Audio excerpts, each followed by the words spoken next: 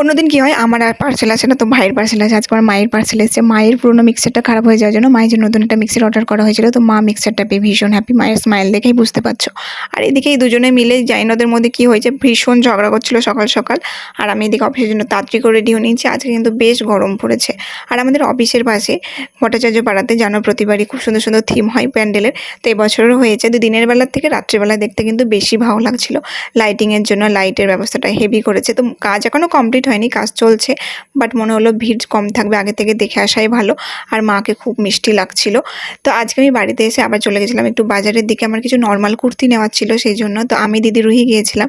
তো এখানে আমি দুটো কুর্তি নিয়েছি। তারপর আইসক্রিম ফুচকা খেয়ে নিয়ে আমার দিদির হঠাৎ প্ল্যান হলো আমি একটু বিশালে যাবার, একটু সুনিতাতে যাবো, সেখানে আমার কিছু কেনাকাটি করার আছে। তো তার আগে দেখলাম নিলাম প্যান্ডেলগুলো ফাঁকা আছে। তো কিছু কিছু ঠাকুর আমরা কিন্তু আমরা তিনজনে দেখে নিয়েছি, কারণ আজকে ভিড়টা কম আছে গাইজ। তো তাদেরকে ঠাকুরগুলো দেখে নিয়ে আমরা আমাদের যে শপিংগুলো করার ছিল সেগুলো সুনিতা থেকে ঘুরে বিশালে গিয়ে আমার যাবতীয় যেগুলো ছোটোখাটো কিছু জিনিস নেওয়ার ছিল সেগুলো নিয়ে আবার কিছু প্যান্ডেল দেখে, আর রাস্তার লাইটিংগুলো দেখতে কী যে ভালো লাগছিল। এবার মনে হচ্ছে পুজো পুজো চলে এসেছে। তো এতদিন অতটা ভালো লাগছিল না, অফিস যাচ্ছিলাম, বাড়ি যাচ্ছিলাম। বাট আজকে একটু রাস্তায় ঘুরে রাত্রি 10:30টার দিকে বাড়ি এসে বেশ মজা হচ্ছিলো। আমাকে খুব একটা পুজোতে বেশি রাত্রি করে বেরোতে দেয় না। বাট আজকে আমি দিদি রুহি বেশ একটুখানি বেশ ঘুরে নিয়েছি, চারিদিকটা কিছু প্যান্ডেলও দেখে নিয়েছি।